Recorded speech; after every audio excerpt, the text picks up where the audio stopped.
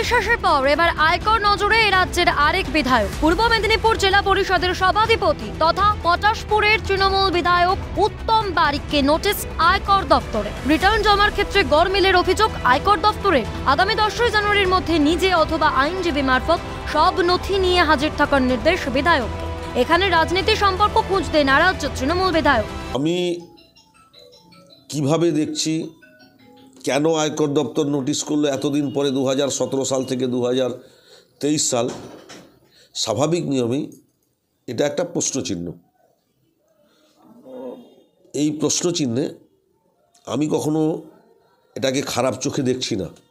তার কারণ যদি আয়কর দপ্তরে সরকারি ট্যাক্সের কোনো গরমিল থাকে, নিশ্চিতভাবে সেই ট্যাক্স আমাকে পেয়ার করতে হবে।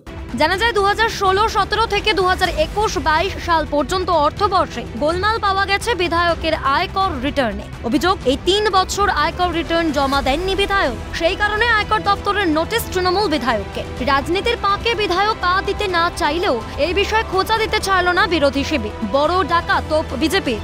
10,000 লিটার তেল তোলে ও আর প্রদীপ দে, 2,000 লিটার তেল টাওয়ারে খরচ হয়, 8,000 লিটার তেল মারে। বড় ডাকাত, বিরাট নেতা, 5 কোটি টাকা দিয়ে সভাধিপতি কিনেছে ভাইপোর কাছ থেকে। নিশ্চিত কোনো গরমিল তো আছে। বিশেষ করে তৃণমূল কংগ্রেসের নেতারা আয়কর দপ্তর সহ আয়ের ক্ষেত্রে তাদের যে একটা লুকায়িত সম্পত্তির পরিমাণ ক্রমশই প্রকাশ্যে আসছে সারা রাজ্য জুড়ে। সেক্ষেত্রে এখানে উত্তম বারিক তার ব্যতিক্রম নিশ্চিত হবেন না, এটাই স্বাভাবিক। আর তাছাড়া উত্তমবাবুর বিরুদ্ধে এর আগে সিবিআই থেকেও নোটিশ হয়েছিল, এখন আয়কর দপ্তর থেকে নোটিশ হচ্ছে। এটা কোনো রাজনৈতিক প্রতিহিংসা কিনা সেটাও একটা বিষয় থাকে।